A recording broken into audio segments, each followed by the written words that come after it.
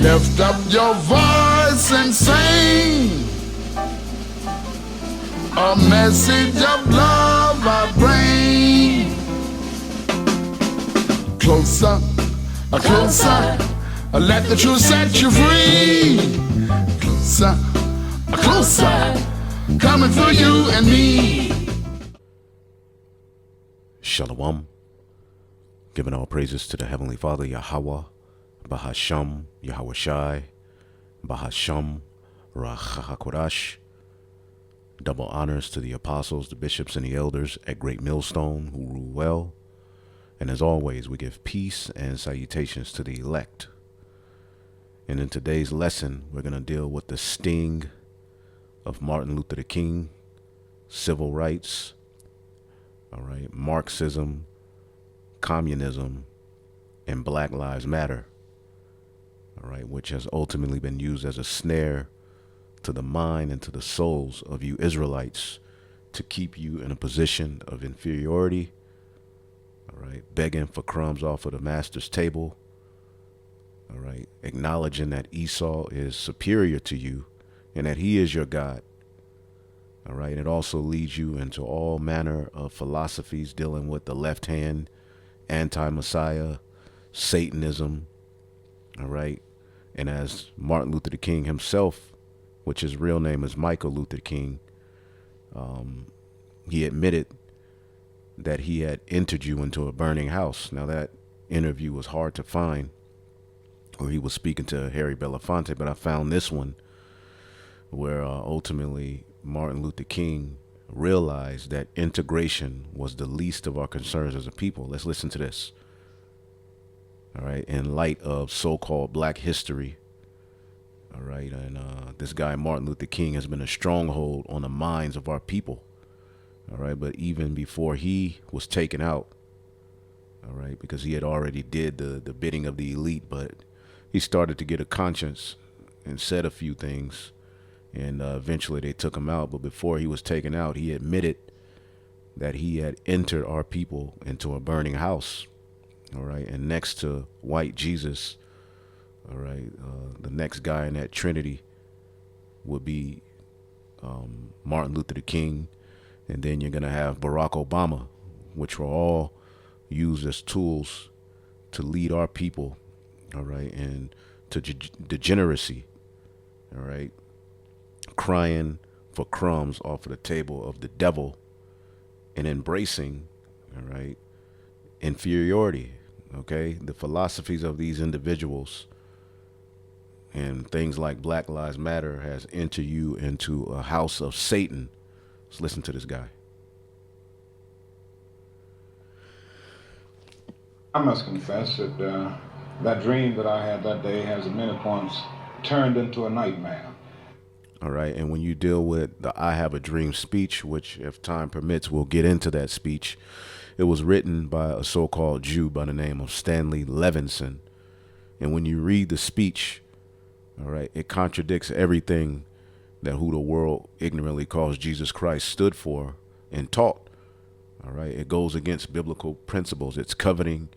All right. It's begging your enemy to accept you. It's begging to walk hand in hand with your enemy. Okay, and it's quite, very, weak, take, but we'll get into that. But as you can see, let's listen to him again. Okay, that dream turned into a nightmare. Okay, now, before we get started, let's get the book of, I believe, Jeremiah, the 23rd chapter. Let's get that real quick.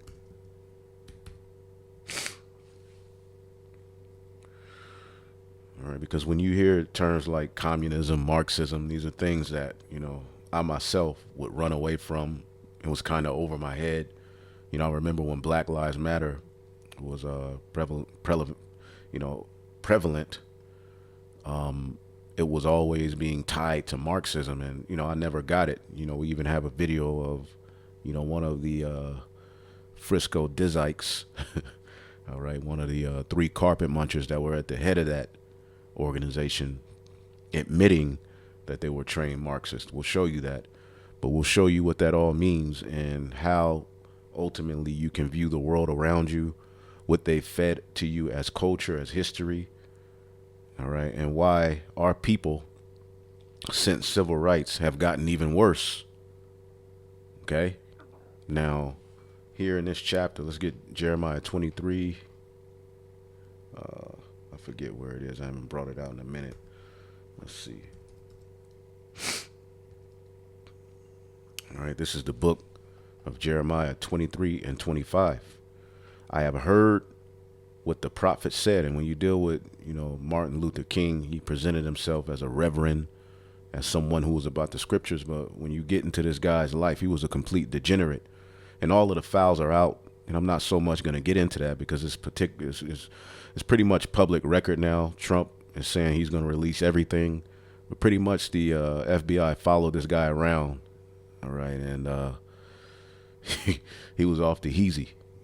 Now we can say, a lot of leaders are mere human and are going to make mistakes. And that's true. All right. But when you get into this guy, he was everything wrong. And the mindset that was instilled through him and through his vision has held you Israelites back. And that's something, a stronghold that our people, can't seem to get around. You talk, evil about Martin Luther King, they'll go crazy. That's like talking about white Jesus himself, Barack Obama, Michelle Obama. And I remember, before I came into the truth, I was a guy I was close with. I'm still pretty cool with him, but he knows what I do, so he's kind of separated himself from me, but we're still, pretty cool friends. He woke me up to Martin Luther King. Around the time I was coming into the truth learning, he's the one who, let me know that this guy was everything wrong with our people. And he was used by the left hand, all right, to pretty much lead us into what is known as the civil rights era, where you so-called blacks were used as a pawn to bring about all these other rights and degeneracy. The same thing that we seen with Black Lives Matter. As I'm going to bring up, I have the original mission statement, which they took down and changed once people started to bring it out. We're going to show you that the whole basis of it is a Marxist agenda, which when you deal with Marxism, communism, it's against the nuclear family. Okay, it plays on, women's right, the whole concept of feminism and women's rights, women's role, not being to be a mother, but to, and that being oppression to a woman. That mindset comes from this guy, and MLK and many of these black boule leaders have been used to bring you into that mindset. Okay, now, which is a burning house, because look at you. Jeremiah 23 and 25, I have heard what the prophet said, and MLK was presented to you as a prophet. He had a vision. He had a dream. Dreams are given unto prophets. Visions are given unto prophets. So Martin Luther King fits this scripture. I have heard what the prophet said that prophesy lies in my name, saying, I have dreamed, I have dreamed. I had a dream. Okay. Which the civil rights, all right, in a grand scheme of things, was tacky. And it was headed by alphabet people. And it was used by the left hand, all right, to force you into a position where you accepted inferiority, all right, and pretty much begged to be equal with your enemy. Meanwhile, in the process, you lost yourself and degeneracy started to be at the forefront of your culture. Why is it that our people got worse? All right. After that. So we'll get into that. And hopefully you brothers and sisters are edified. I have heard what the prophet said that prophesy lies in my name, saying, I have dreamed, I have dreamed. How long shall this be in the heart of the prophets that prophesy lies? All right. And in that dream, all right, and in the grand scheme of things, this you were coveting to be integrated with your enemy, which goes against the whole foundation of the scriptures, man. We were always supposed to be separate. All right. How long shall this be in the heart of the prophets that prophesy lies? Yea, they are prophets of the deceit of their own heart. And I know this is hurting some of you's feelings, but this is a part of waking up. The scriptures say the truth shall make you free. A lot of our people are still captive, all right, to these lies. You see, let's get the book of Jeremiah, the 30th chapter, real quick. Jeremiah 30:8. For it shall come to pass in that day, saith the Lord of hosts, that I will break his yoke from off thy neck, and I will burst thy bonds, and strangers shall no more serve themselves of him. See? So strangers have been able to, put us in a position of servitude, spiritually, mentally, physically. But the Lord has come to set us free and break his yoke from off our neck. Okay, so where you can move forward. It's hard to move forward with a yoke on your neck. And the yoke went from a physical yoke put on the slaves to a spiritual yoke in which they fed you a culture, all right, and a cause and things to cry and march about that had nothing to do with the Lord. And it's high time to awake out of sleep. Okay? For it shall come to pass in that day, saith the Lord, I will break his yoke from off thy neck and burst thy bonds, and strangers shall no more serve themselves of him. And the strangers, our enemies, have been able to capitalize off of us being in this dumbed down state. So let's read this one more time. Jeremiah 23:25. Have I heard what the prophets have said, and prophesy lies in my name, saying, I have dreamed, I have dreamed. How long shall this be in the heart of the prophets that prophesy lies? Yea, they are prophets of the deceit of their own heart. As the scriptures say, though hand join in hand, the wicked shall not go unpunished. Okay, his dream was a dream where, white little boys and white little girls could one day, walk hand in hand. You read the speech, all right, which again, a so-called Jew wrote that speech. What do you think they're going to do? Give you something to present to you that's going to help you? It says, which think to cause my people to forget my name by their dreams. And this is what happened to our people. You lost your true purpose in the process, which they tell every man to his neighbor, as their fathers have forgotten my name for Baal. And this whole, agenda that you've been integrated into, all right, is all Baal, as the scriptures say in the book of 2nd Esdras, the 15th chapter. And I'll start at the 10th verse. It says, behold, my people is led as a flock to the slaughter. I will not suffer them now to dwell in the land of Egypt. So our people, all right, have been led as a flock to the slaughter, man. Now, dealing with this whole idea of Marxism, what I wanted to do was start here, because when you deal with Black Lives Matter, as a matter of fact, I'll play this. This is one of the leaders of Black Lives Matter. All right.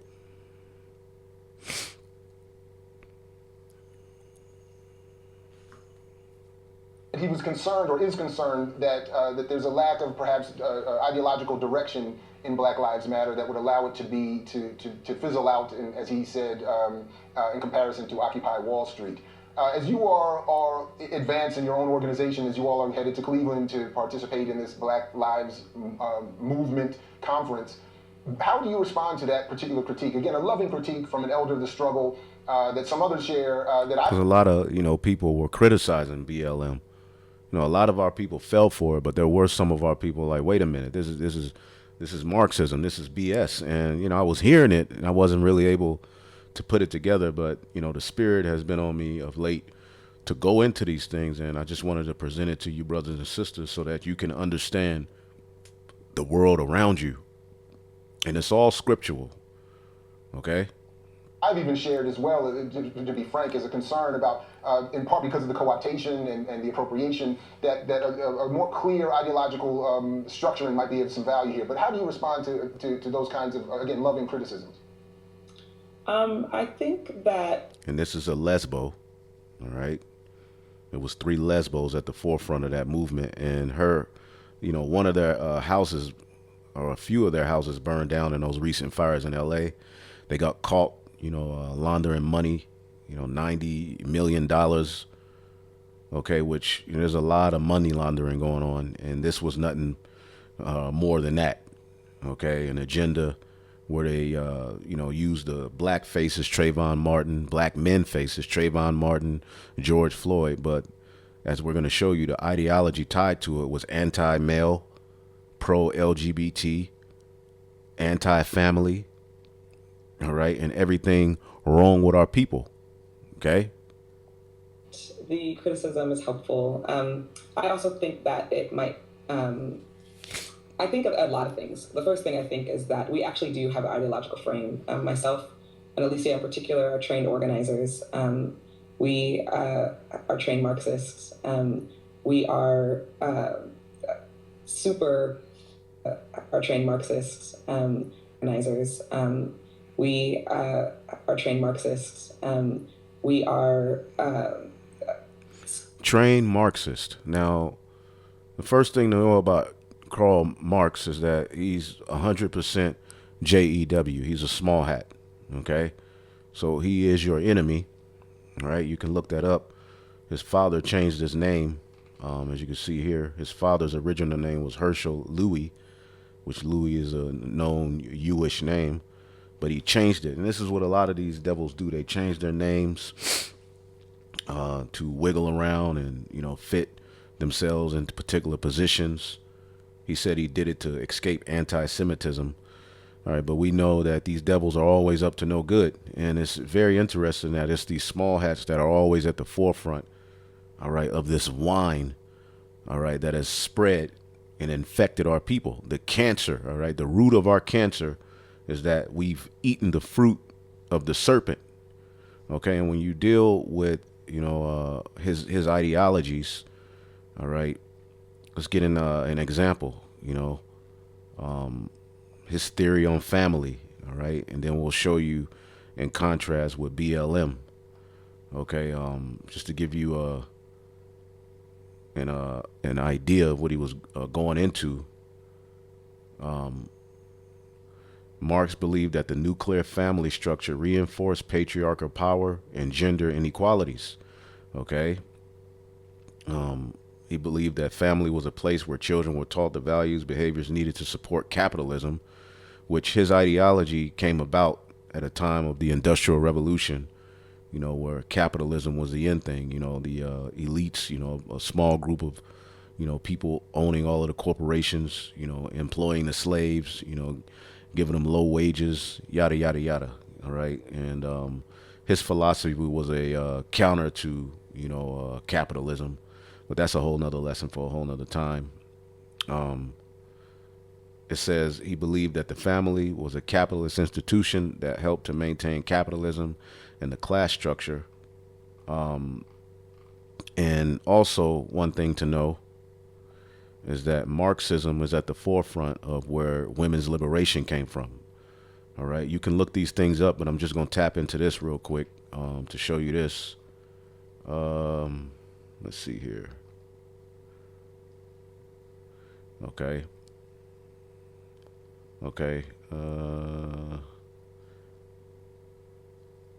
He believed that the family, all right, this is what they were into, was not women's natural sphere, but rather the source of women's oppression.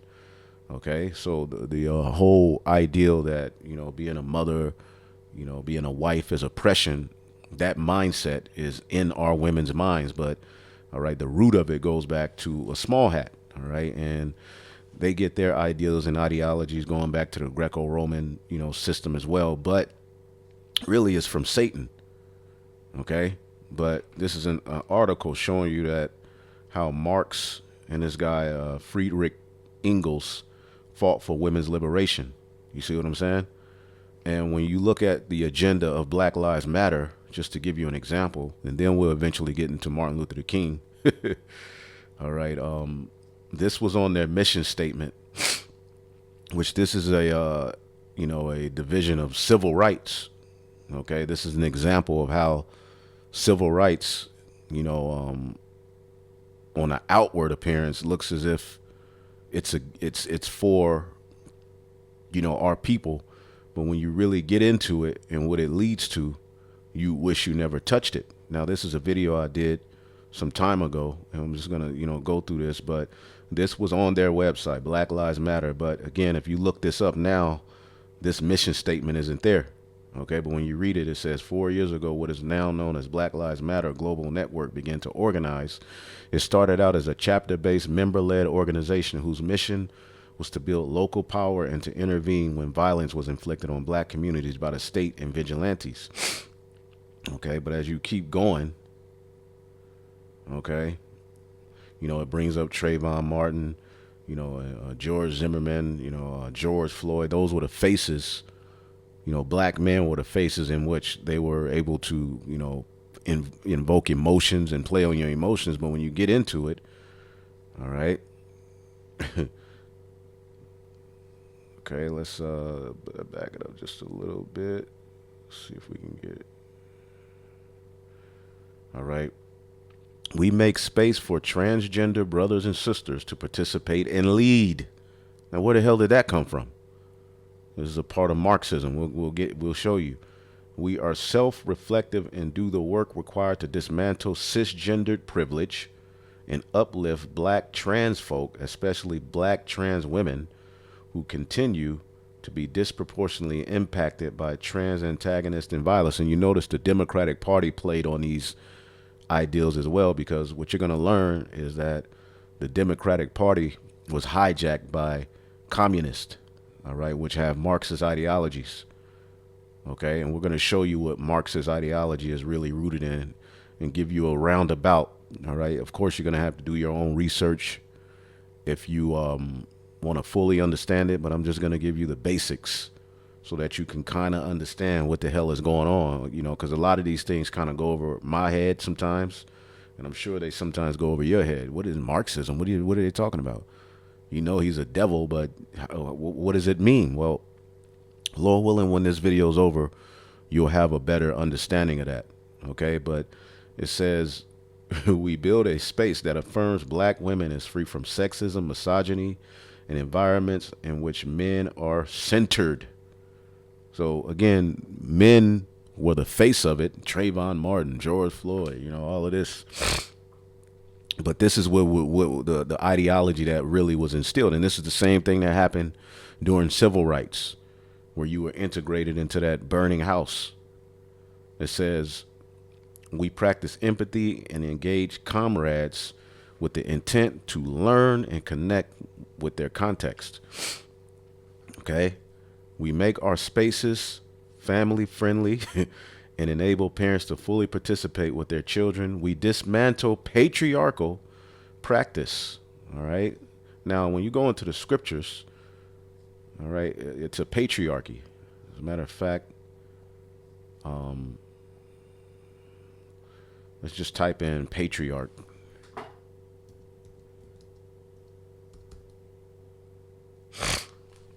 Patriarchs.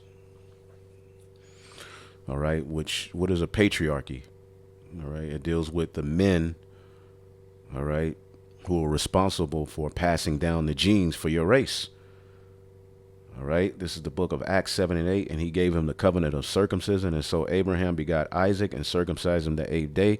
Isaac begot Jacob, and Jacob begot 12 patriarchs. Well, let's look up this term patriarch. Okay. And the patriarchy is now looked at as oppressive to women. All right. How the hell can the men of Israel be oppressive to you women when we don't own nothing? Who's the true oppressor? All right. But in the grand scheme of things, they have you in a system to where you're at each other's necks. Okay. The woman blaming the man blaming the woman. But the true enemy and problem and root cause of all of these issues that plague us, all right, is the serpent, okay, which at the forefront of Esau, Edom is Amalek, those small hats.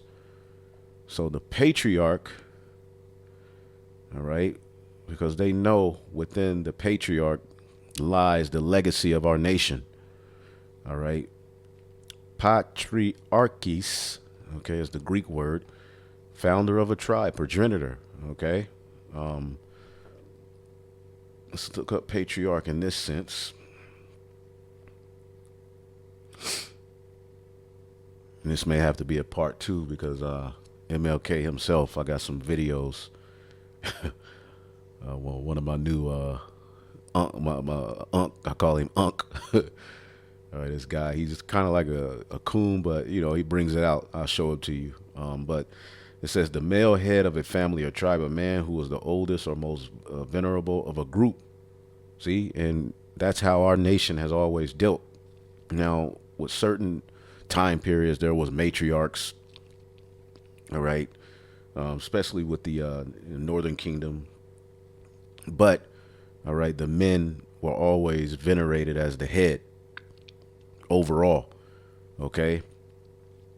And ultimately, matriarchs, eventually, it never works. Really, a patriarchy is how the Heavenly Father deemed us, all right, to rule our nation. The men were supposed to be the heads.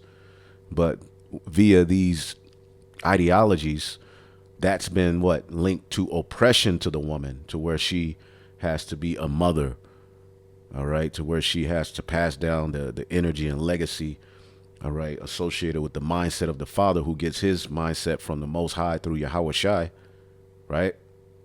That's oppressive to her. She's the first teacher. Now you have, all right, with this ideology that's been instilled in you, where women can get, by the time she's 40 years old, she's had, 18 to 20 plus abortions to run from her responsibility. Okay. And motherhood is looked down on. Marriage is looked down on. All because of the system we live in. At the forefront of the problem is the system we live in, and this devil and what he's put in your mind. So a patriarch, all right, is where the men are the leaders. Okay. Gurus. Okay. Biblical person or thing regarded as the founder of something. All right. And so forth. You can look that up. Now, with this organization, all right, this Snare, okay, it says we make our spaces, okay, family friendly and enable parents to fully participate with their children. We dismantle the patriarchal practice that requires mothers to work double shifts. Okay, well, who said you had to work double shifts? I mean, there was a point, even after slavery, where the women stayed at home and took care of the children while the men went out and worked. But they were able to use feminism, which was a white woman's fight, okay, and enter you into that fight, to where you started to say, you're oppressing me. I can work too. I can do just as much as you. Okay. Eventually, the woman was taken out of the house, and what replaced her as the teacher was the state. See?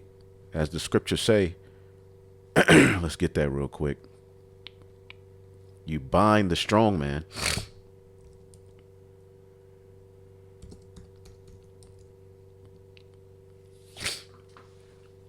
I believe it's in the book of Mark 12, Mark 20. Yeah, there you go. Mark 12 and 29. Or else, how can one enter into a strong man's house and spoil his goods, except he first bind the strong man? Drugs, the wars that Jake was going to, oppression, right? And then he will spoil his house, okay? The goods, okay? Mark 3 and 27. Well, that was Matthew 12 and 29. This is Mark 3 and 27. No man can enter into a strong man's house and spoil his goods, except he first bind the strong man, then he will spoil the house. And the house has been spoiled through these philosophies. And when you listen to a lot of the talking points of, our men and women, okay, you see where a lot of this madness that our people have made into their fight comes from. Okay. And this is a video I did. We engaged comrades with the intent to learn about and this was years ago when it all came out. All right. But they took this off of their website. So we dismantle the patriarchal practice that requires mothers to work double shifts so that they can mother in private and even participate in public justice work. We disrupt the Western prescribed nuclear family structure requirement by supporting each other as extended families and villages that collectively care for one another, especially our children. All right. We foster queer affirming network, a queer affirming network. Okay. What is a queer affirming network? Let's look that up. What is a queer affirming network? Let me just 1 second here. What is that?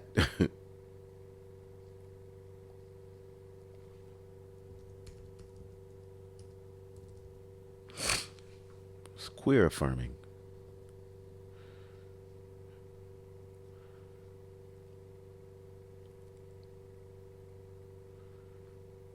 Queer affirming means being accepting and supportive of people who have non-normative sexual or gender identities. That's a part of Marxism.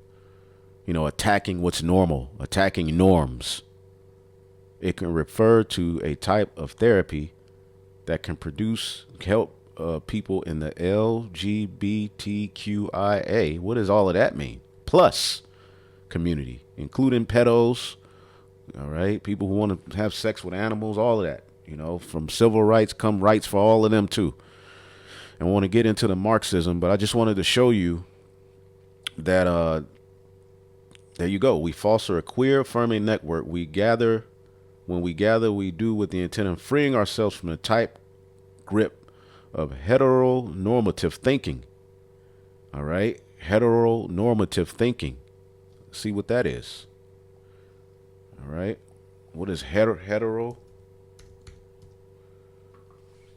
Normative, okay, denoting or relating to a worldview that promotes heterosexuality, where a man deals with a woman as the normal preferred sexual orientation.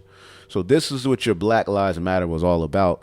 And as you heard her say, we are trained Marxists. So this was the agenda the whole time. The same with civil rights. This is why you got worse. This is why the Lord was never with it. All right. And this is why you continue to lose. And this is why the elect in these latter days are moving forward. But those who refuse to let go and continue down this plight, all right, which Joe Biden, Kamala Harris, they're all the same, pushing the same thing. And you all are crying and fighting for it as if this is something that's going to help you. We are freeing ourselves from the tight grip of heteronormative thinking, or rather to believe that all in one world are heterosexual and so forth. I mean, there's more. All right. There's more, but, you know, let's see.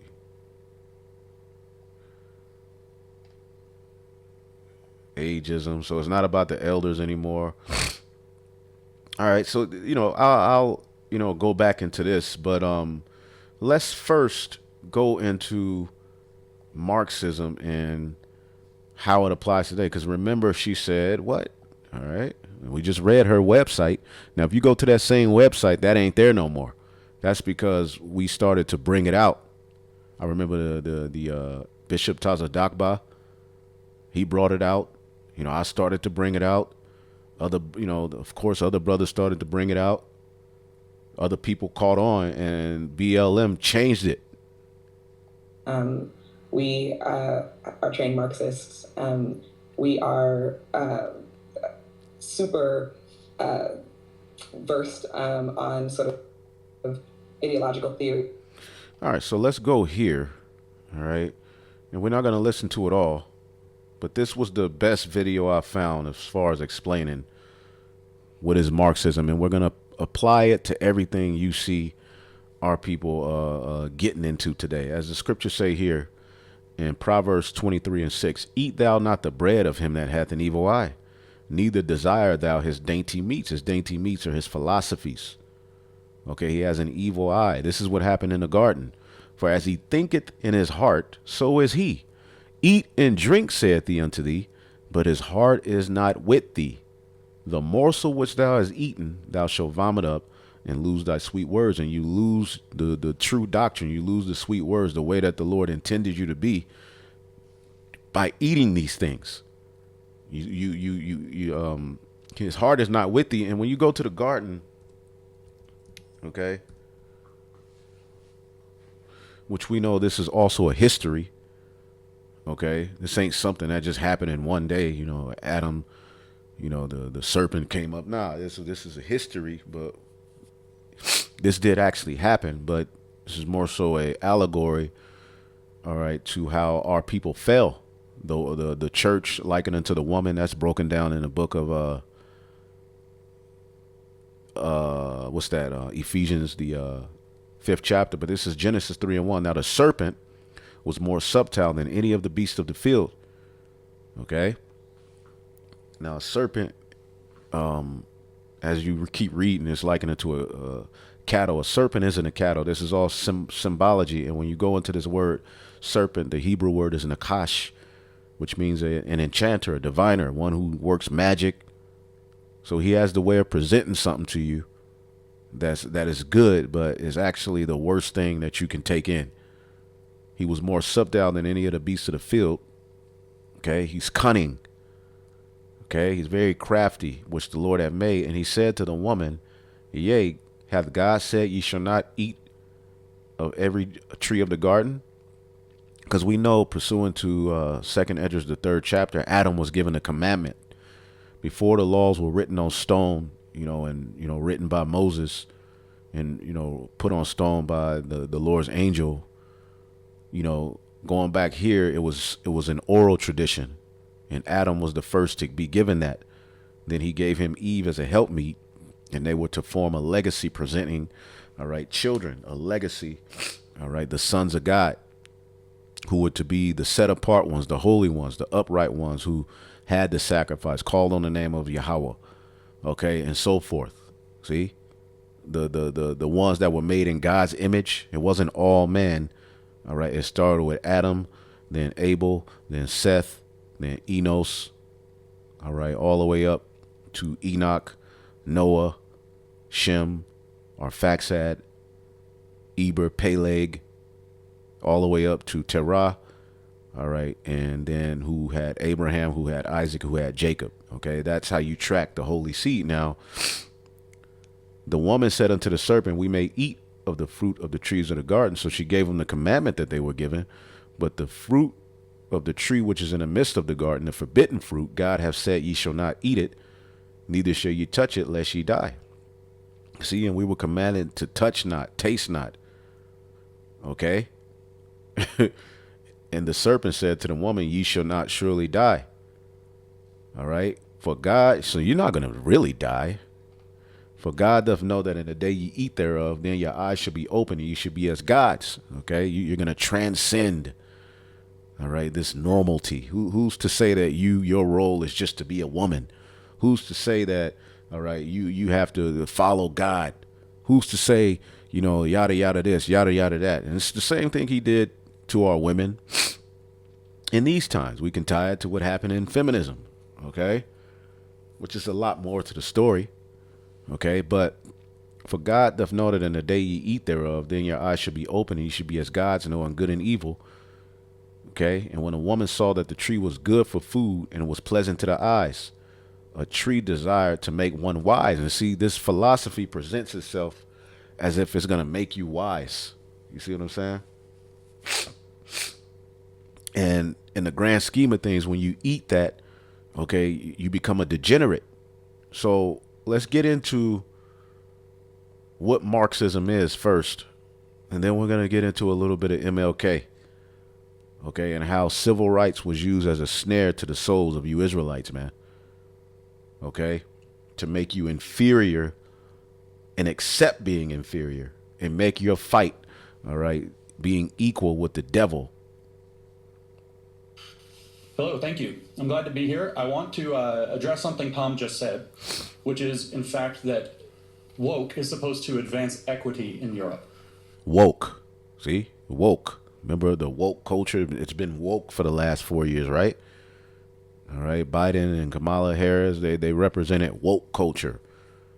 Okay. That is tied to Marxism. And we just gave you a few examples of woke culture where, families, looked down upon, religion is looked at as the opium of the people, which, in a grand scheme of things, that's kind of true. The way that this system uses religion, it's used as a means to, keep the slave in check. Okay. However, in the process of them presenting this ideology unto you, you become godless. Okay. You don't really because you're supposed to come to the truth.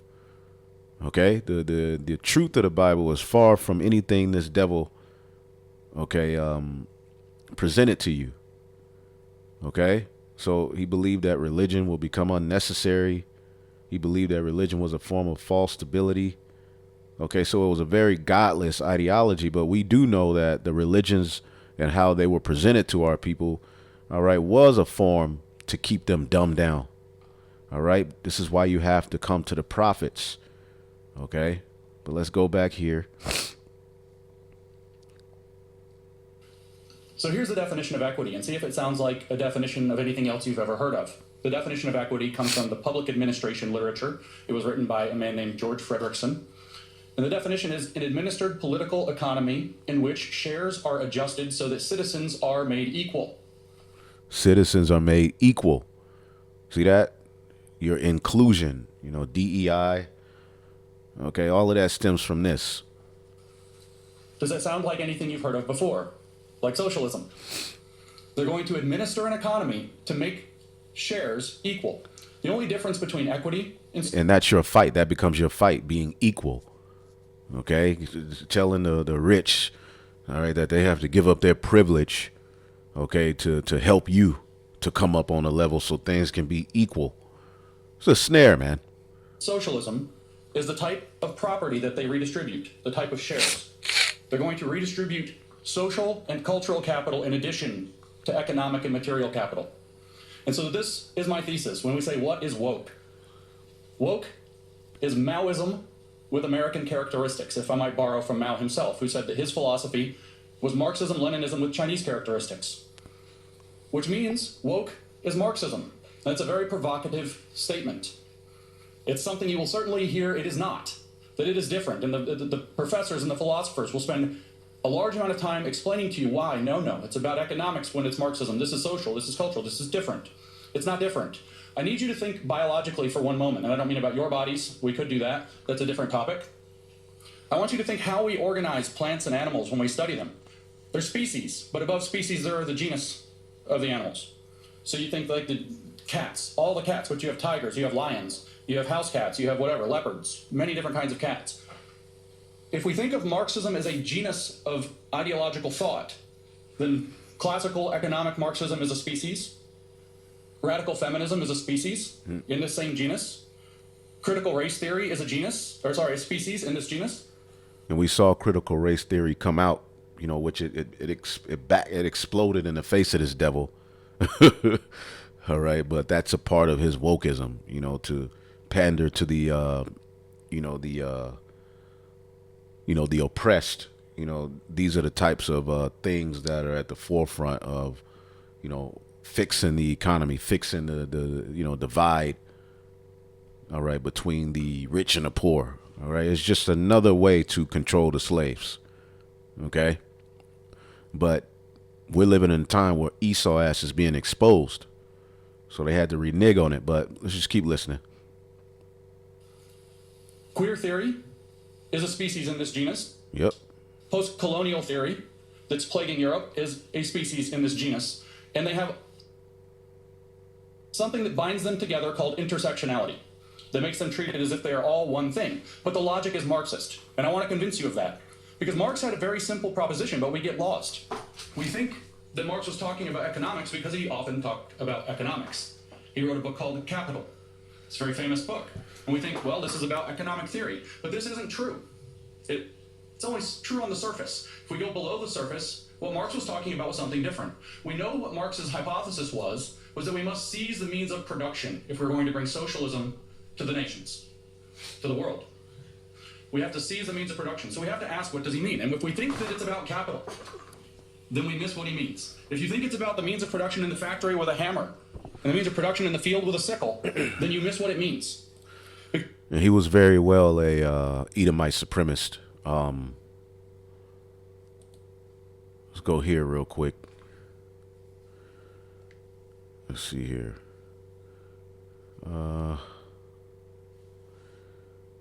Let's see. Yeah, racial disparities emerge under the influence of shared natural and social conditions. They racialize skin color groups, ethnicities. All right. Nations and social class while endowing them with innate superior and inferior characteristic traits. So yeah, this goes back to all of that, all of that mess Darwin was into, the scientific racism, all of that. Let's see here. Let's see, superior. There was a part in here I wanted to get. Yeah. Races endowed with superior qualities would boost the economic development and productivity, while the less endowed ones would hold humanity back.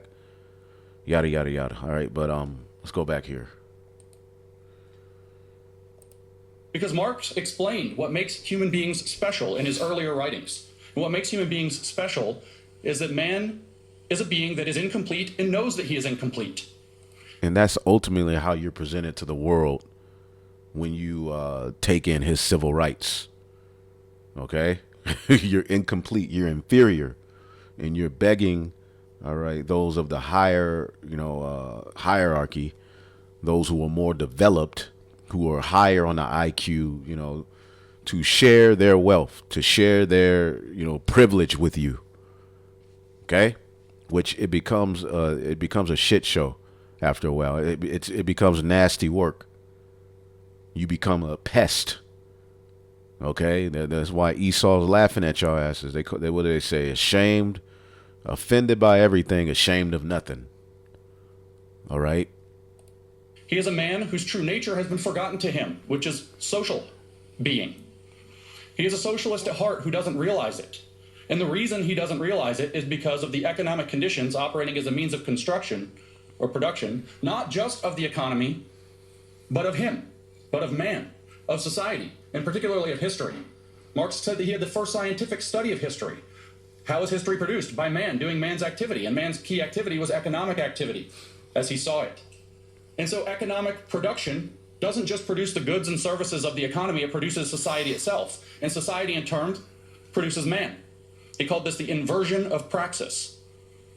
And so when he says we must seize the means of production, and he's talking about factories and fields, he's actually talking about how we construct who we are as human beings so that we might complete ourselves, so that we might complete history. And at the end of history, mankind will remember that he is a social being, and we will have a socialist society, a perfect communism that transcends private property. That's how he put it. He said, in fact, that transcends private property. You will own nothing and be happy. Right? That communism is the transcendence of private property as human self-estrangement. That's a quote from the Economic Philosophic Manuscripts of 1844. More government involvement in your everyday life, surveillance, being ruled over, being given, UBIs, universal basic income. All of these things are a part of these philosophies. Okay? So Marx was interested in controlling, or understanding and controlling, how man produces himself. And he writes about this exclusively in the 1840s, very deeply. How do we do this? And he looks at the economic conditions and he says, this is where it is. And that's why we get economic Marxism, and that's why we think Marx was an economist. But Marx was never an economist. He was a theologian. He wanted to produce a religion for mankind that would supersede all of the religions of mankind and bring him back to his true social nature. And this is the true fact of Marx. And what the goal was, like I said, is to complete man. So what he said is, well, how are we building man currently? All of his economic analysis is about how are we building man at present through what he called material determinism. And he said, well, what we have is a special form of private property in our society. Our society is organized around private property. And so all of our thoughts organize around private property. Right, because at that time, during the Industrial Revolution, there were small groups of individuals hoarding all of the resources to themselves, owning these particular corporations, okay, and so forth. And this was a challenge to that, way of dealing with people, okay, ruling over the poor.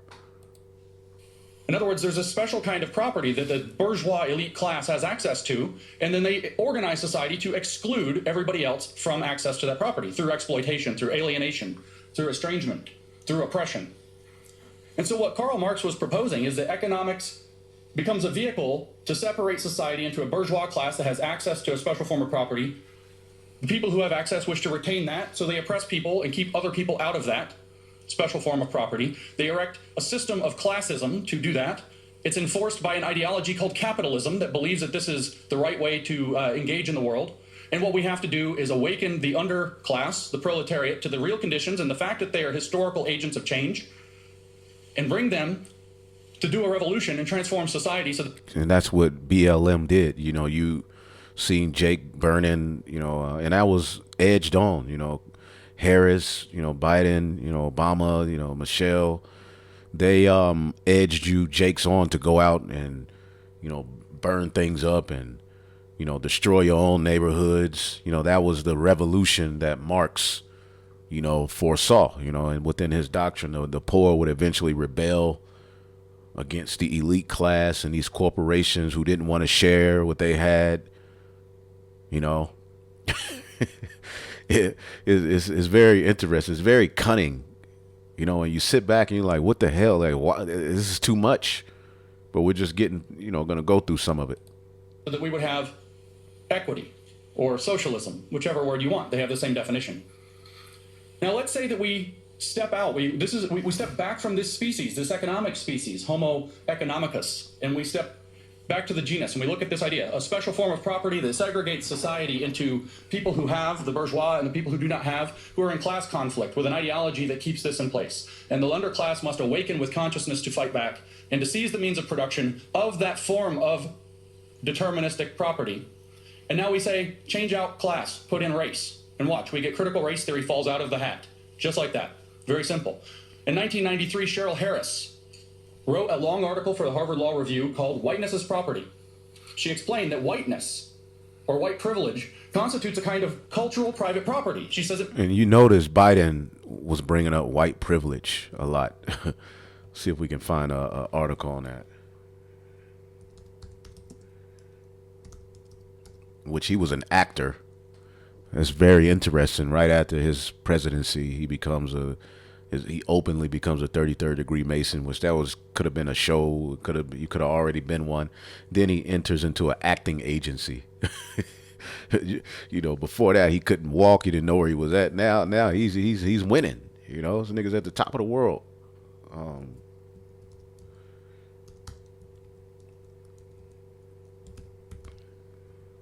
And we'll get through this. And most likely we're gonna do a part 2 to bring out the MLK aspect.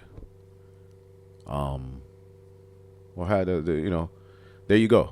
Biden calls white supremacy most dangerous terrorist group. Okay, there you go. Biden calls white supremacy the most dangerous terrorist group. The poisons of white supremacy. See that? Biden's in front of black people condemning white supremacy. See that?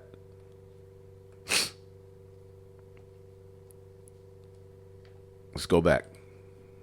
It must be abolished in order to have racial justice. Just like Karl Marx said that in the Communist Manifesto, he wrote, communism can be summarized in a single sentence, the abolition of private property. Well, this is why critical race theory calls to abolish whiteness, because whiteness is a form of private property. People who have access to this property are whites or white adjacent. So then civil rights, you know, begs them to share that, begs them to treat you as equal. Why your water fountain look like this and mine's look like that? Why your schools got this and mine's don't? See? Or they act white. These are words out of the American lexicon that they've used to describe how people gain access to the private property. People without that are people of color, and they are oppressed by systemic racism. Systemic racism is enforced by an ideology of white supremacy instead of capitalism. If you think of whiteness as a form of cultural capital, white supremacy, as they define it, is identical to capitalism. It's a belief. It's not believing that white people are superior. It's believing that white people have access to the control of society and should maintain that. But that you are viewing them as superior. Even if you don't actually believe that. If you merely support that, you have adopted the ideology of white supremacy into your mind. And so you have the exact same system.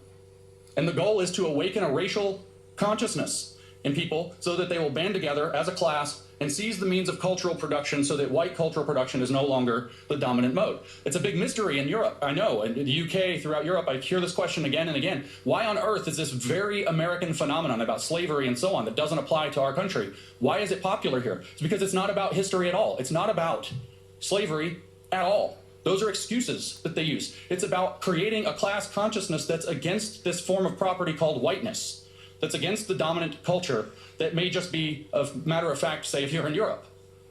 That's why. Because it becomes a site by which people can come together and they can channel resentment and try to claim power. I wrote a book called Race Marxism, and I defined critical race theory as it really Yep, BLM was just that. is in that book on the first page. Civil rights was just that. I said that critical race theory is calling everything you want to control racist until you control it. But couldn't we say the same about Marxism? It's calling everything you want to control bourgeois until you control it. But those mean the same thing. They mean exactly the same thing. But what about, say, queer theory? How is that Marxist? It's very strange, all this gender and sex and sexuality. Well, Tom said, what is woke attack? The idea of being normal. Well, the queer theory thinks that there are certain people who get to set the norms of society. They are... You see that? Didn't we just read that in the BLM? Let's rewind that a little bit.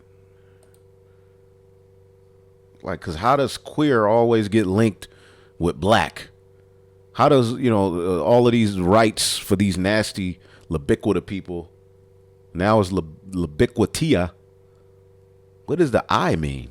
Goodness gracious. They go take every alphabet soon. Control it. But those mean the same thing. They mean exactly the same thing. But what about, say, queer theory? How is that Marxist? It's very strange, all this gender and sex and sexuality. Well, Tom said, what is woke attack? The idea of being normal. Well, the queer theory thinks that there are certain people who get to set the norms of society. They are privileged. They call themselves normal. They say this is normal. It's normal to consider yourself a man and look like a man and act like a man and dress like a man and eat meat like a man. And then there are women that should be feminine and pretty and all these things. And so they get to define what's normal. They're heterosexuals, so they get to define the heterosexuality as normal and other sexualities are abnormal. And so you have a conflict across this cultural property of who gets to be considered normal and who is a pervert.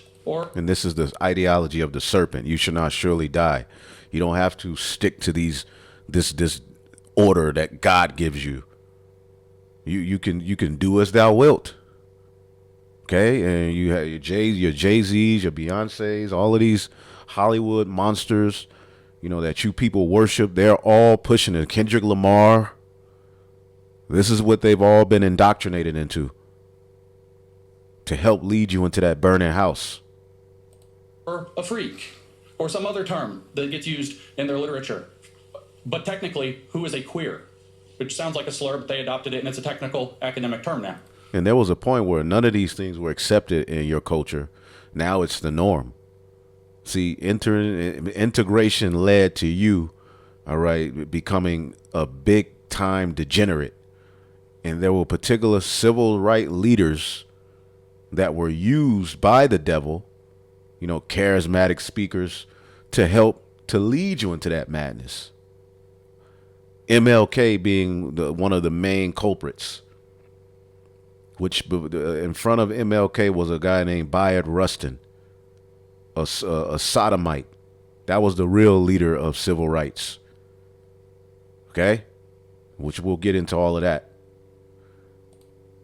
It means an identity without an essence, by the way. An identity that is strictly oppositional to the concept of the normal, as defined by queer theorist David Halperin in his 1995 book, Saint Foucault, Toward a Gay Hagiography. I didn't make that up. I'm not extrapolating. So you see, queer theory is just another species of the genus of Marxism. What about post-colonial theory, which is plaguing Europe, thanks to Frantz Fanon and his biggest European fan, Jean-Paul Sartre? What about this? What's the same? You have the West as the oppressor. They have access to the material and cultural wealth of the world because they've decided their culture is the default and have gone and colonized the world to bring culture to the world, as they say. And so the oppressed, the natives around the world, the people have to band together, and their activity is going to be called decolonization. Right, and they push that colonizer, talking point, in the movie Black Panther, which that was another snare. All right, so many snares within this thing, but the snares actually, you know, they're interesting, they're captivating. It makes you feel like you're holding on to something. This is my culture.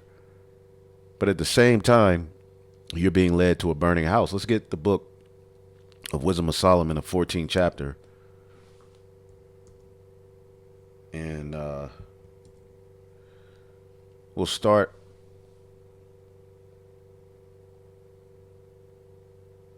at 12 and then we'll jump down. Sexual immorality, okay, because once you're confused about sex, then everything else goes left. And then they've sexually confused. That's one of the psychological operations they've waged on you Israelites. And civil rights was a big part of that. Okay, they had you all over the place. All right, all in the name of freedom, all in the name of equality, the being equal, getting rights, begging your enemy to do this and that, and then on the back side of it, all of these other things became a part of that civil right madness. It says they have corrupted human life. Sexual immorality began when idols were invented. They have corrupted human life ever since they were first made. Idols have not always existed, nor will they exist forever. It was by human pride that brought them into the world. All right. The ideology of the serpent. That is why a quick end has been planned for them. And it wasn't a snake, man. Okay. It was a man. Okay. A nation of people. Okay. The sons of the wicked. You had the sons of God, the chosen lineage, the sons of men, the other nations, and the son of the wicked, the seed of the serpent, which the scriptures prophesy that we would have enmity with him.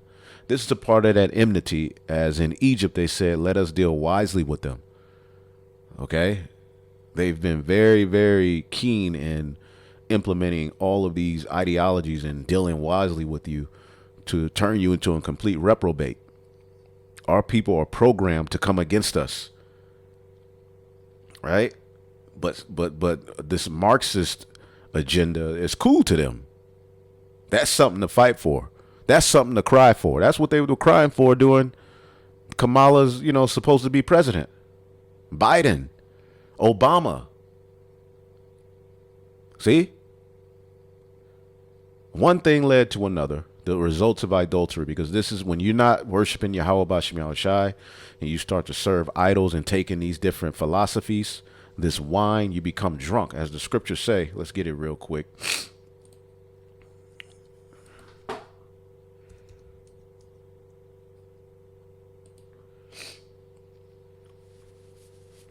Forgive me, I got the sniffles. A few brothers been catching, dealing with ailments, but we shall overcome, right?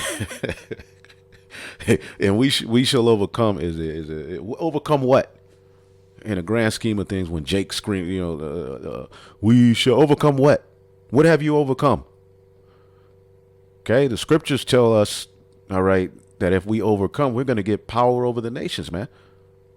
See, this ideology you've entered into does not teach you to be first of all, you're not, you don't take any accountability. You don't change any of your behavior. You just cry for handouts and you cry for people to accept you no matter how degenerate you are. Okay? It's a very dependent ideology where you're dependent on a white man to change how he thinks about you. See that? Change how you think about us, and then the world can go forward. Can I sit on the front of the bus with you? I drunk out of his water fountain. That's the victory. I'm in his school now. Now we got a victory. Now we're progressing. And in the grand scheme of things, you lost yourself. Stay yourselves and wonder, Isaiah 29:9. And wonder, cry ye out and cry. They are drunken, but not with wine. They stagger, but not with strong drink. See, you're drunken, but not with wine, man. Okay? You're drunken, but you're not with wine. You're spiritually drunken. And when you get the book of Habakkuk, the 2nd chapter, this is definitely going to be 2 parts, but I may do both parts tonight and just load them up as 1 and 2. What you think I should do? Habakkuk 2, Habakkuk chapter 2. Man. And when you understand how far gone we are and, you know, the psychological operation that's been waged on us, man, whoo, you just, to be in this truth is like, wow, the water Yahweh Bashim Yahshua, we got the real money. Okay? Habakkuk 2:15, woe to him that giveth his neighbor drink, and that puttest thy bottle to him, and thou makest him drunken also, that thou mayest look on their nakedness. And our nakedness is symbolizing us being without the covering of the Lord. As the scriptures say in Isaiah 30, they cover with the covering that's not of me. All right, let's get that. So he put his bottle on you. Same thing he did with the Native Americans. He came over, they were drinking out of creeks and out of rivers. He said, try this fire water. Now, the question is, from them getting hooked on fire water, which is spirits, alcohol, are they better off or are they worse off? They're absolutely worse off. When you look at your condition as an Israelite here in Babylon with all of these philosophies you've taken on, you know, crying about abortions, crying about, being equal with Esau. All right, crying about you at the forefront of the LGBT march. You at the forefront of all of these, things. Has your condition gotten better or worse? And with all that has happening to you, what business do you have, all right, taking on to an ideology dealing with, a man being able to chop off his rod and be a woman? Why is that at the forefront of anything you need when your nation is at the very bottom health-wise? Okay, and also in this Marxist, garbage, you're not taught properly. You're just moved along. Okay? You're basically, let's just, pass them to the next grade, even though you don't know nothing, you stupid. All for the purpose of keeping you dumbed down, man. And the education system it reflects that. It keeps you in a position of servitude. It keeps you with the mindset of never overcoming. Never having your own, always being what? All right. Instilled with an inferiority complex to where you're constantly looking to him. And that's the rich man and Lazarus, right? Lazarus was eating the crumbs off of the rich man table. This is Isaiah 30:1. Woe to the rebellious children, said the Lord, that take counsel, but not of me, and that cover with the covering, but not of my spirit, that they may add sin unto sin. Okay. And that's what happens. Okay. And the way he presented it, you were winning. This was something that made you proud. Okay. And as you can see, now that it's Black History Month, it don't even mean nothing anymore. Okay. It doesn't fit. Okay. Isaiah 30:3. Therefore shall the strength of Pharaoh be your confusion. Okay. As a matter of fact, Verse 2, that walk down to Egypt and have not asked at my mouth. They didn't want to listen to the prophets. That strengthen themselves in the strength of Pharaoh and that trust in the shadow of Egypt. This is the shadow of Egypt in a grand scheme of things.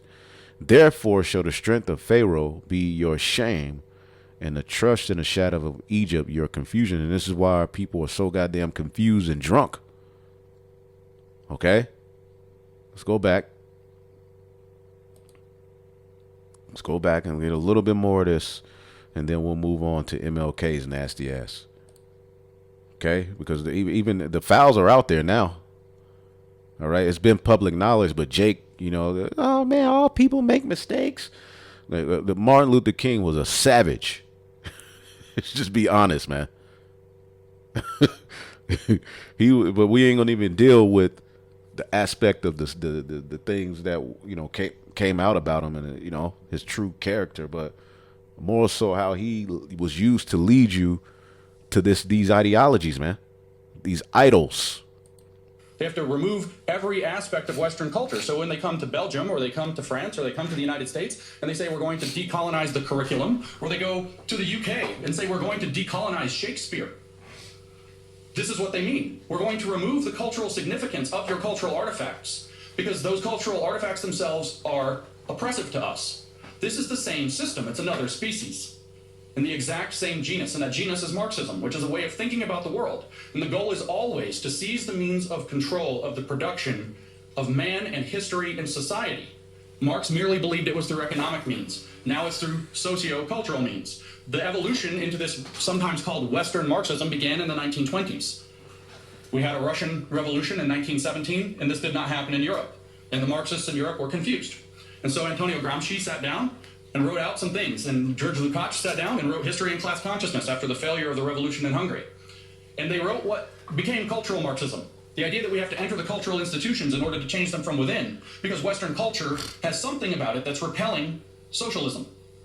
So we have to go inside and change the culture to make it socialist. Now, you aren't allowed to talk about cultural Marxism now. They've categorized this as a conspiracy theory. They say that it is anti-Semitic. This is not true. Antonio Gramsci wrote books. George Lukács wrote books. You can read those books. They have a philosophy. If they don't like the name cultural Marxism, we can use the name that other people at the time used, Western Marxism. So much like, a virus adapting to the conditions, it changed to try to infect a new host. It worked in feudal societies. Marxism took over in Russia. It took over later in China. It took over in all of these kind of agriculturally driven feudal societies, but it wouldn't work in actual capitalist nations because Marx was wrong. Then several Germans from the Frankfurt School started to study this phenomenon in more depth, and they evolved the idea further. They evolved the idea into what's called critical Marxism. They developed what's called the critical theory. And Max Horkheimer, who designed the critical theory, explained the critical theory. And what did he say? He said, well, what we came to realize was that Marx was wrong about one thing. Capitalism does not immiserate the worker. It allows him to build a better life. So I developed the critical theory because it is not possible to articulate the vision of a good society on the terms of the existing society. So critical Marxism criticizes the entirety of the existing society. Everything is somehow needing to be subjected to Marxist conflict analysis. But how is that to be done?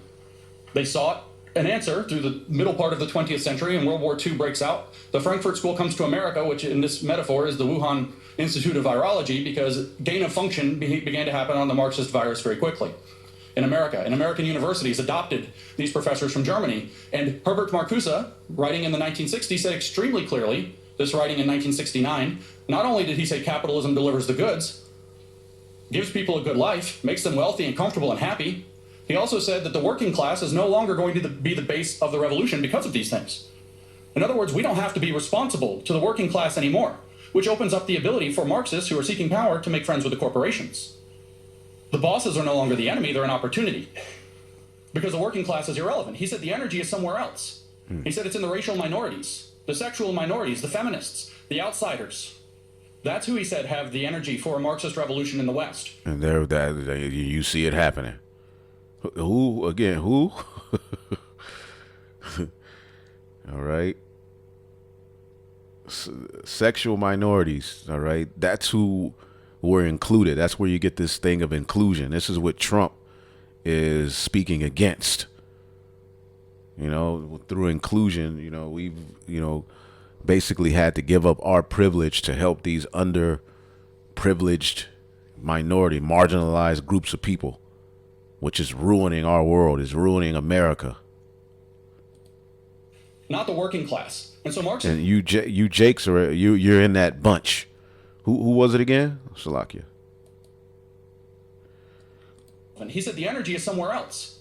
He said it's in the racial minorities, the sexual minorities, the feminists, the outsiders. That's who he said have the energy for a Marxist revolution in the West, not the working class. And that's who's doing it. But the working class as well is getting ready to rise up. But, the left is using these marginalized groups, for this particular agenda. And so Marxism was able to evolve to abandon the working class.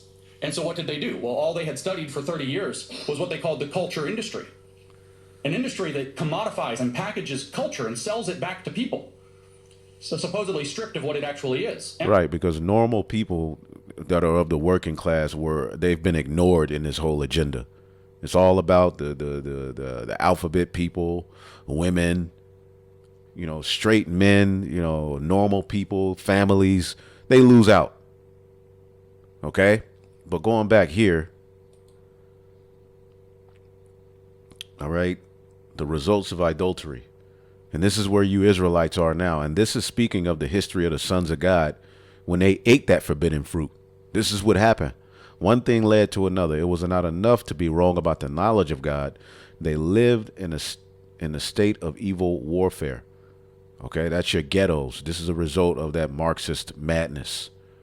Okay, but they were so ignorant they called it peace. All right, you become, as Neely Fuller says, a gorilla happy being placed in a cage. You become comfortable being in a gorilla in a cage. Okay, you're so ignorant. You call this condition you live in peace, because you know not Yahweh Bashem Yahushai. And see, when you come to this truth, you understand how things should be. All right. And see, with much wisdom comes much grief. You don't look at this as peace. You look at this as the worst case scenario. You cry for a better cause. You cry to Yahweh Bashem Yahushai to get you out of this madness. It says they murdered children in their initiation rituals, celebrated secret mysteries, and held wild ceremonial orgies and unnatural practices. Okay. Diddy. Okay. They no longer kept their lives nor their marriages pure. All right. Again, comes from that Marxist ideology, which it goes back to the serpent in the garden at the end of the day. All right. A man might kill another by the act of treachery or cause him grief by committing adultery with his wife. Okay, because the only standard now in black culture is just don't snitch. You don't not sleeping with your neighbor's wife. That's not a standard. See, you lost yourself following this madness. And we're going to show you how MLK was used to do it, to help you. We just wanted to give you an overall of what, you keep hearing Marxism, communism. What does this stuff mean? Well, you're getting a taste of it. Okay. Everything. All right. It says a man might kill another by the act of treachery or cause him grief by committing adultery with his wife. This is the hood. Okay. Where rap music now boasting, I effed your wife. Now, do you know what a man does with his wife? Even if they don't have a happy marriage, he's damn sure not using protection. She's going down on him. He's doing what it's just, he's leaving it in. And in this world, Jake is doing all kind of madness, anal, just complete freakism, right? And then you come up from behind, and when he gone, you go lay in it. You understand how nasty that is?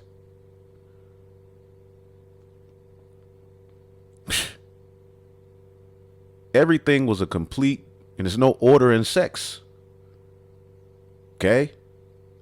The father is no longer the head of the family. So now that leaves, women, all right, to be as prey. You go out into this world, you get devoured. Whereas in the ancient time, the father and the mother will be responsible for choosing a husband for her daughter, and even a wife for the son. It would be from a particular family. But now you uproot the family structure and you take on these ideologies that now you're out into this world as a prey. You see what I'm saying? All under the guise of love and God, but God's nowhere near this shit. Okay? These guys presenting themselves as reverends and preachers, but they're like, Reverend Jesse Jackson, the Rainbow Coalition. What he never brought out the scriptures. He never told you were the Israelites. And the result is what? A complete ride of bloody murder, robbery, deceit, corruption, faithlessness, disorder, falsehood, harassment of innocent people. Now, if you're a square or someone who's considered smart, you read, people are looking at you like, what? I remember, I had this one job, and this chick found out that I was, a little wise. You read? She was like, you read? And I was like, yeah. She was like, where did you learn all this? In jail? A so-called black woman. How do you learn? I had to go to jail. To be, an innocent, wise person of high moral stature, people are looking at you like you weird, you bougie. This is what black culture has become. And these ideologies are a big part of it, man. But wait, there's more. We ain't even gotten to MLK yet. So this is just going to be part one. It says ingratitude, moral decay, sexual perversion, broken marriages, adultery, immorality. See, this is all what comes from you following after these people under the guise of you being liberated. That's what happened in the garden. Was not the Eve liberated? And what came of it, man? The sons of God lost their goddamn minds. Okay, eating that forbidden fruit.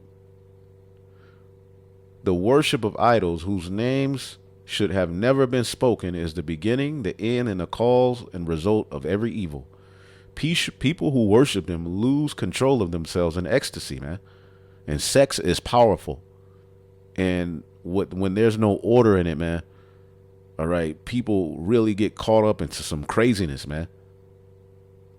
Okay, half of the people that we see and come in contact with, it shouldn't be anything past high, or sometimes you shouldn't even say that, but you stop, you speak to these people, and then they become a part of your life, and then it ends up being a sexual union that shouldn't have been, and it's total depravity, it's total chaos. It's a system of failure, and the black churches ain't helping you. All of the tribes are suffering, but at the forefront of it is Judah. Okay, even Benjamin and Levi have a little bit more family structure than Judah. But as the head rots, okay, the whole head is sick. The whole family rots. People who worship them lose control of themselves in ecstasy. Like Neely Fuller likes to talk about sexual confusion, all right? Which that's a big part of what has you confused. And once you're confused about sex, then everything else is easy to just lead you into, all manner of idol worship, confusion, and Satanism. Once a person is confused about sex, okay, the rest is history. Okay? People who worship them lose control of themselves in ecstasy or pass off lies as prophecies. See if I can look up Neely Fuller, sexual confusion. Give me 1 second here.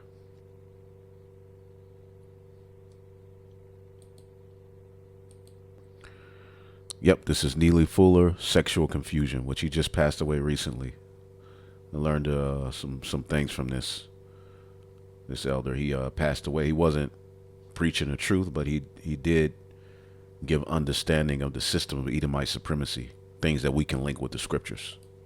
Well, one way to confuse people is a very simple formula, and that is you demasculinize males and you defeminize females, and you have them switch roles. You take the females and make them masculine, and take the males and make them feminine, and you got mass confusion right there, big time. You got complete chaos, and it's almost like a huge joke, and it's happening right before your eyes. But people don't know the significance of that. They say that, well, this is just another form of doing whatever. They don't understand that this is a major form of causing confusion and disaster. You already have males, and you already have females. Why do you need to switch roles when you already have a male person? That's like, you're going to turn a tree into a rock and turn a rock into a tree. You already got trees. You already have rocks. What do you need to switch for? Particularly when the tree doesn't have the features of a rock, or the rock doesn't have the features of a tree.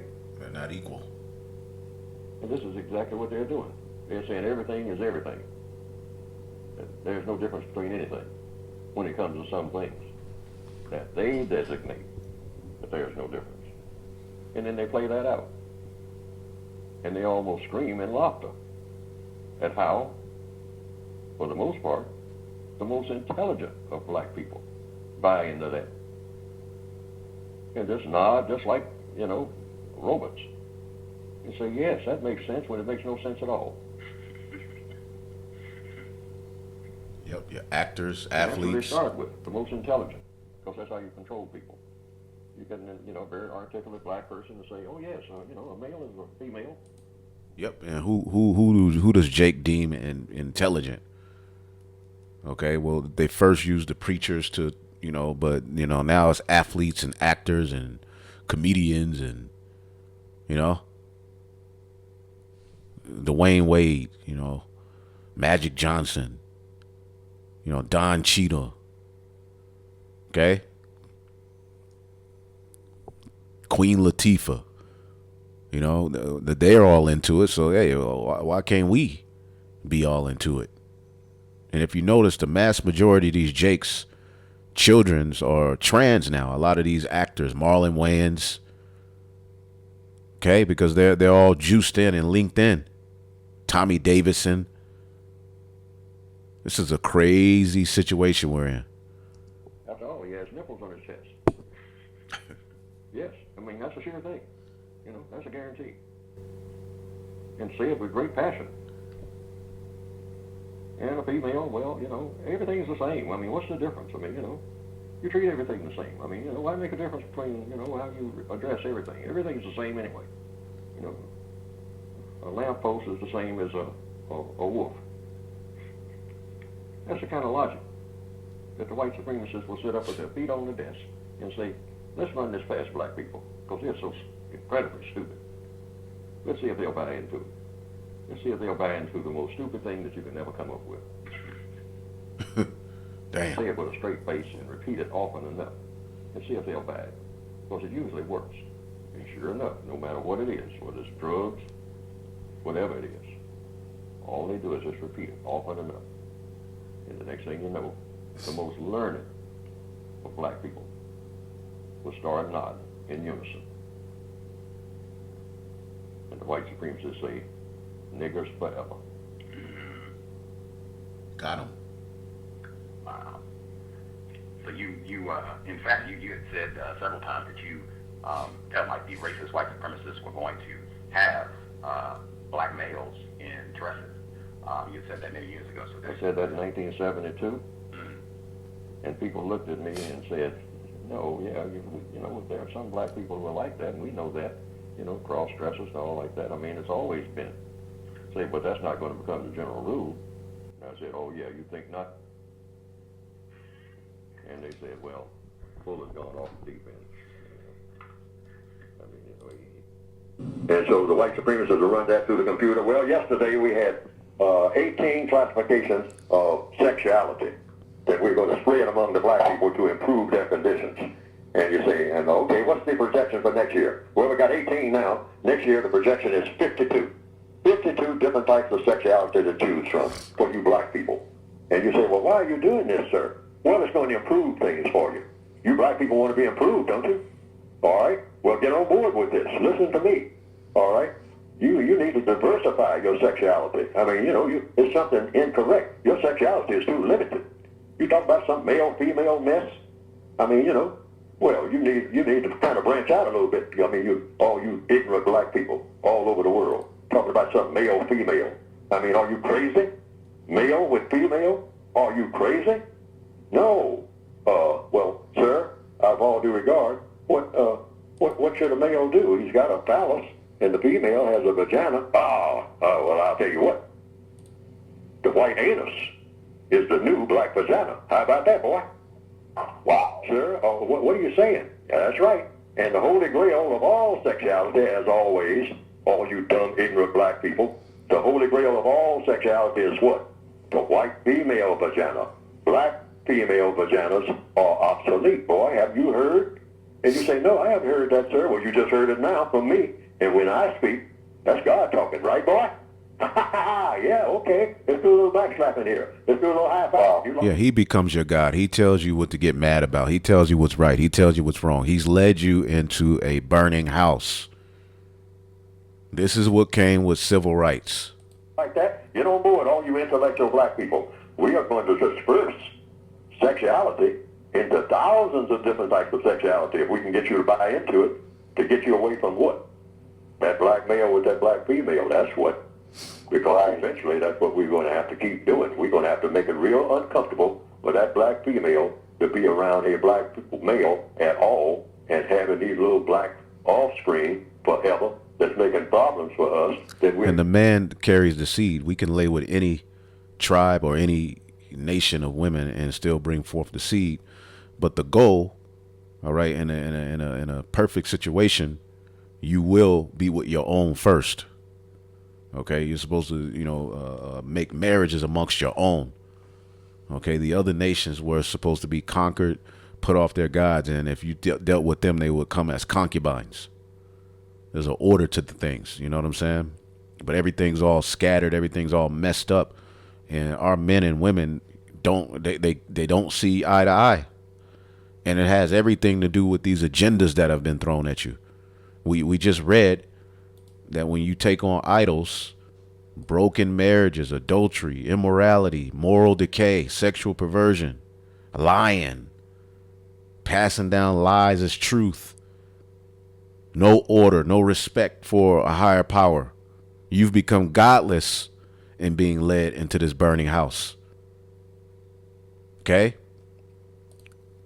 Get to the place we can't govern, so we got to disperse your sexuality, where you will trade in all your sexuality for some fancy bling bling around your neck, and you got no phallus at all because I cut it out, like I did back in the days when I used to hang you black people up on a tree and castrate you. Now I call it not castration, I call it sexual alteration. Don't you want your sex alterated, boy? You know? Yeah. Come on in. I can alter your sex and not only Even pay for it. They even got programs that'll pay for it. But let's go back here and end this off, and then we'll get to MLK in part 2. Outsiders. That's who he said have the energy for a Marxist revolution in the West. No longer the enemy, they're an opportunity. Because the working class is irrelevant. He said the energy is somewhere else. He said it's in the racial minorities, the sexual minorities, the feminists, the outsiders. That's who he said have the energy for a Marxist revolution in the West, not the working class. And so Marxism was able to evolve to abandon the working class. And so what did they do? Well, all they had studied for 30 years was what they called the culture industry. An industry that commodifies and packages culture and sells it back to people. So supposedly stripped of what it actually is. Empty. Yep. Abstract now. And so what, of course, did they do? They seized the means of production of the culture industry, because that's what they do. And so they started to transform the culture industry to sell racial, sexual, gender, sexuality-based agitprop as though that were genuine culture. Yep. And so we get concepts like cultural appropriation. We get concepts like cultural relevance. Let's look up cultural appropriation.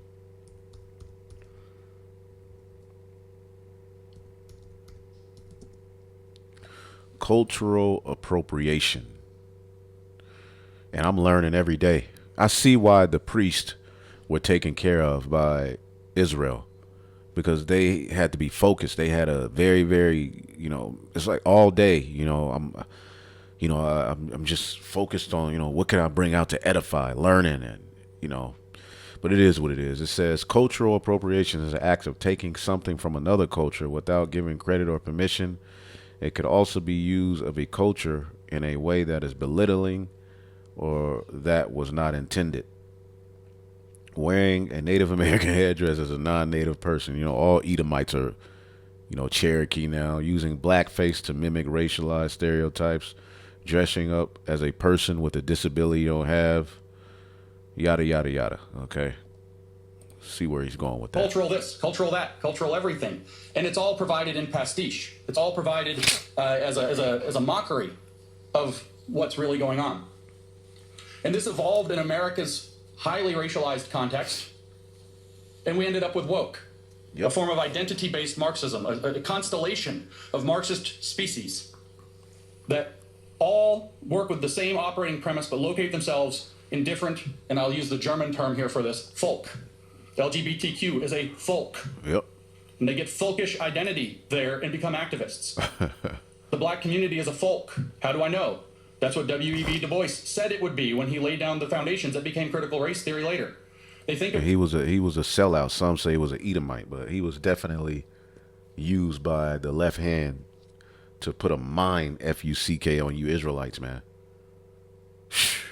All of them Black Boule members, man. of themselves as nations. Don't they all have flags? Don't they put them on your buildings like colonizers? Don't they hang them in your streets? They think of themselves as occupying nations, but they see themselves as bound together, just like the various colonized nations around the world, in seeking liberation from Western civilization. And so we end up with Western Marxism taking many forms, but with one overarching approach. And the approach that they use, I started off by saying, is Maoist, not merely Marxist. Now you know the theory is Marx.